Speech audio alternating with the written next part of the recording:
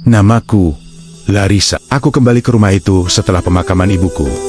Dengan koper kecil dan hati yang lebih kosong dari bangunan tua yang kutinggali sekarang. Rumah masa kecilku, yang dulu penuh tawa dan aroma masakan ibu, kini terasa dingin dan asing. Udara di dalamnya berat, seolah menyimpan debu kenangan dan kesedihan selama bertahun-tahun. Cat di dindingnya mengelupas seperti kulit kering, dan setiap papan lantainya berderit seolah mengeluhkan kesepian. Sudah 10 tahun aku meninggalkan tempat ini. Pergi merantau untuk kuliah dan bekerja, berusaha membangun hidupku sendiri. Ibu selalu bilang, "Pergilah nak, jangan menoleh ke belakang."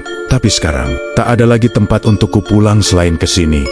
Ke sisa-sisa kehidupan yang telah kutinggalkan. Malam pertama terasa paling berat. Aku mencoba tidur di kamar lamaku, tapi bayangan ibu ada di mana-mana. Di gantungan baju yang kosong, di meja rias yang berdebu, bahkan di aroma kapur berus samar yang tercium dari lemari. Aku akhirnya menyerah dan pindah ke ruang tamu, berharap sofa tua yang lapuk ini bisa memberiku sedikit ketenangan. Di tengah keheningan malam yang pekat, saat hanya suara jangkrik dan hembusan angin yang terdengar, aku mendengarnya untuk pertama kali. Sebuah suara yang sangat kukenal. Larissa. Suara itu lembut, lirih, seperti bisikan angin yang menyelinap masuk dari celah jendela. Aku langsung terduduk, jantungku berdebar kencang. Itu suara ibu, persis seperti cara ibu memanggilku saat aku masih kecil, saat beliau ingin menyuruhku pulang karena hari sudah senja. Larissa. Panggilan itu terdengar lagi, kali ini sedikit lebih jelas, seolah berasal dari arah dapur. Aku menelan ludah, berusaha meyakinkan diri bahwa ini hanya imajinasiku. Aku lelah, aku berduka. Wajar jika pikiranku mempermainkanku. Aku mencoba mengabaikannya, menarik selimut hingga menutupi kepala. Namun, suara itu tidak menyerah. Larissa, anakku, ibu di sini. Kali ini suaranya terasa begitu dekat, seperti ada yang berbisik tepat di samping telingaku. Aku menjerit, melompat dari sofa, dan menyalakan semua lampu yang bisa kujangkau. Rumah itu bermandikan cahaya, tapi perasaan dingin yang menusuk tulang tak kunjung hilang. Aku memeriksa seluruh rumah, dari dapur hingga gudang belakang. Tidak ada siapa-siapa, aku sendirian. Pasti hanya halusinasi. Keesokan harinya, aku berusaha menyibukkan diri. Aku mulai membersihkan rumah, membuang barang-barang yang sudah tak terpakai, mencoba mengusir aura suram yang menyelimuti setiap sudut. Saat sedang membereskan kamar ibu, aku menemukan sebuah kotak kayu tua di bawah tempat tidurnya. Di dalamnya tersimpan album foto lama, beberapa perhiasan imitasi, dan sebuah buku harian kecil bersampul kulit yang sudah usang. Buku harian ibu. Aku tidak pernah tahu beliau memilikinya. Tanganku gemetar saat membukanya.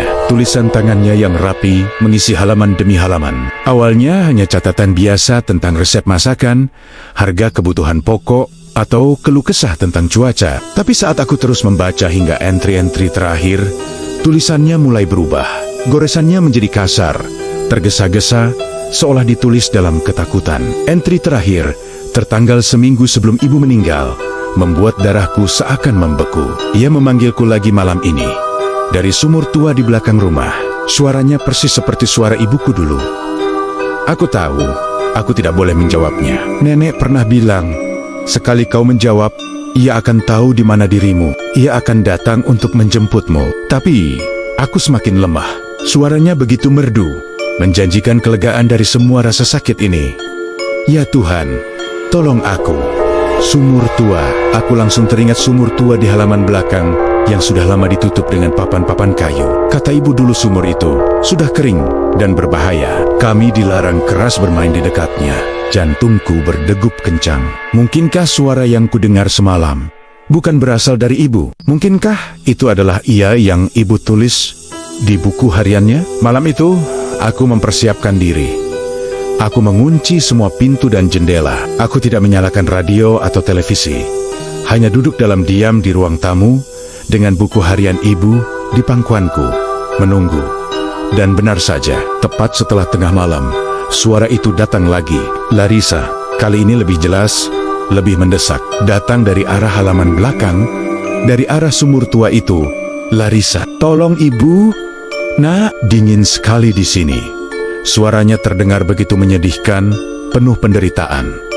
Itu suara ibuku. Aku yakin 100%. Air mataku mulai mengalir. Separuh hatiku ingin berlari keluar, menolongnya, memeluknya. Tapi tulisan ibu di buku harian itu menahanku. Jangan menjawab jika ia memanggil. Kenapa kau diam saja, Larissa? Apa kau sudah tidak sayang pada ibu? Suaranya berubah.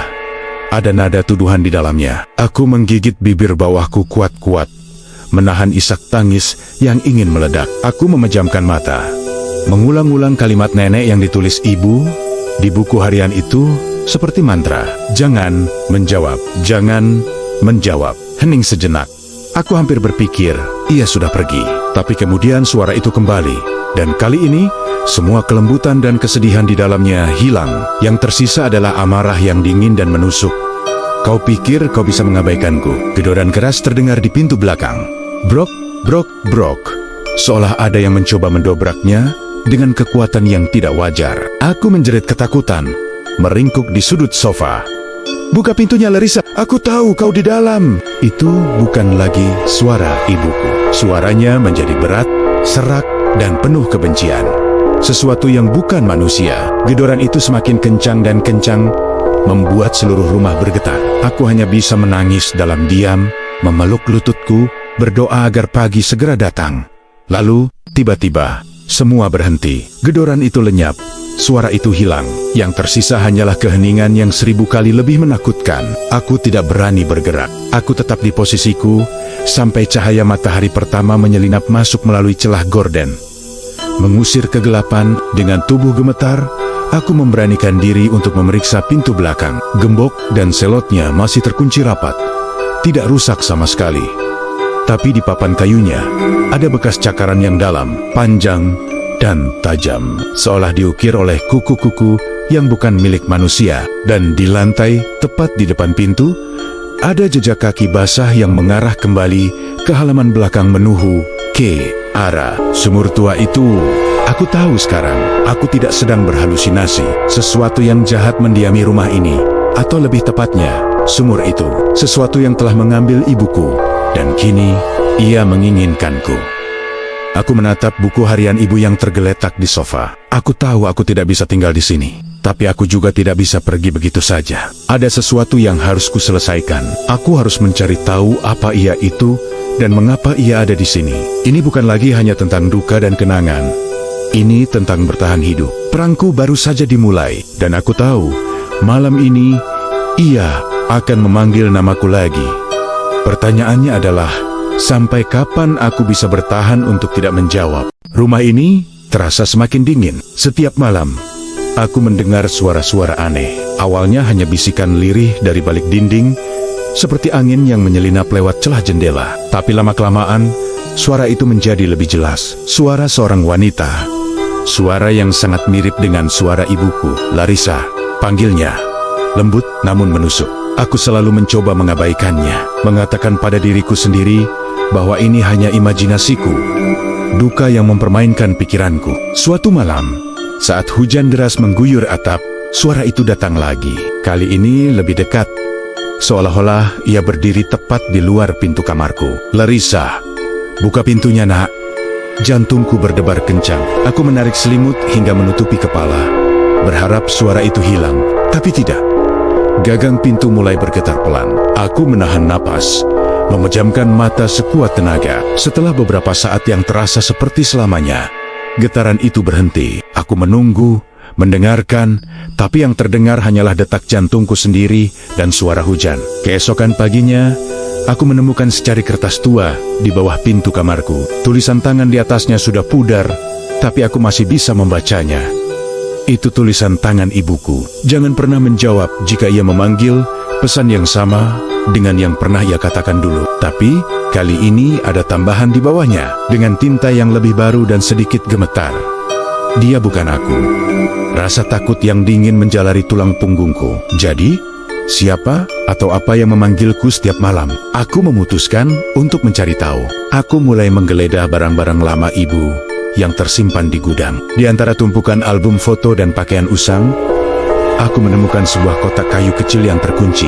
Aku berhasil membukanya dengan sebuah jepit rambut. Di dalamnya ada sebuah buku harian tua.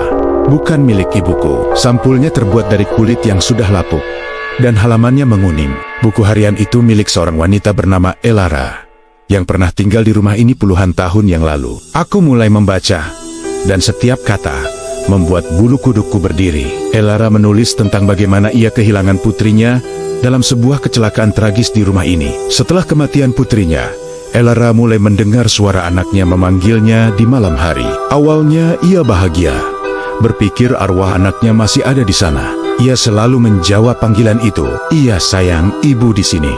Tapi semakin sering ia menjawab, suara itu semakin berubah. Tak lagi terdengar seperti suara anak kecil yang manis, melainkan sesuatu yang serak dan jahat. Sosok yang dipanggilnya mulai menampakkan diri dalam bayangan, dengan mata yang menyala merah dan senyum yang mengerikan.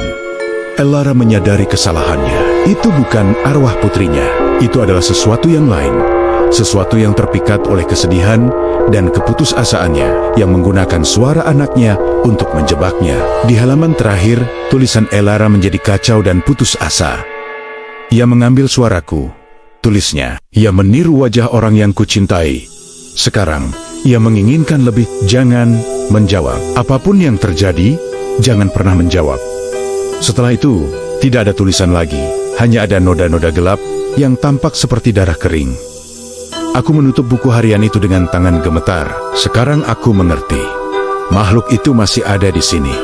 Ia telah menunggu. Ia menggunakan suara ibuku, sama seperti ia menggunakan suara anak Elara untuk memancingku. Ia memakan kesedihan, dan kepulanganku ke rumah ini telah membangunkannya dari tidur panjang. Malam itu, aku tidak tidur. Aku duduk di sudut kamar, memeluk lututku dengan buku harian Elara di pangkuanku. Tepat tengah malam, suara itu datang lagi. "Larissa," panggilnya dari balik pintu. Kali ini suaranya penuh keputusasaan. "Tolong nak, ibu kesepian di sini." Ada jeda sejenak. "Buka pintunya Larissa, ibu membawakan kue kesukaanmu." Air mataku mulai menetes. Itu adalah trik yang kejam. Ibuku sering membuatkanku kue coklat saat aku sedih. Aku hampir saja menyerah, hampir saja berbisik ibu, tapi kemudian aku teringat tulisan Elara. Aku menggigit bibirku, menahan suara apapun yang ingin keluar. "Larissa!" Suara itu tiba-tiba berubah menjadi teriakan yang memekakan telinga, penuh amarah dan kebencian. Bukan lagi suara ibuku, tapi geraman serak yang tidak manusiawi. Pintu kamarku digedor dengan keras, seolah-olah ada sesuatu yang besar dan kuat mencoba mendobraknya. Aku menherit menutup telinga, tapi suara itu menembus segalanya. Rumah ini bergetar, lampu berkelip-kelip, lalu padam. Aku tahu aku tidak bisa tinggal di sini lebih lama lagi. Dalam kegelapan, dengan hanya diterangi cahaya bulan dari jendela, aku merangkak menuju lemari. Aku teringat ada sebuah kapak kecil di sana, peninggalan kakek. Dengan tangan gemetar, aku menggenggamnya. Gedoran di pintu semakin brutal. Kayu mulai retak. Aku tidak akan menjadi seperti Elara. Aku tidak akan membiarkannya mengambil suaraku atau hidupku. Dengan sisa keberanian yang kumiliki, aku berdiri, bukan untuk menjawab panggilannya, tapi untuk menghadapinya. Pintu akhirnya hancur berkeping-keping. Di ambang pintu, berdiri sesosok bayangan hitam pekat. Tingginya hampir menyentuh langit-langit. 2 titik merah menyala di tempat seharusnya mata berada. Ia tidak memiliki bentuk yang jelas, hanya kegelapan yang bergerak. Dan dari tengah kegelapan itu, terdengar suara ibuku. Kali ini menangis.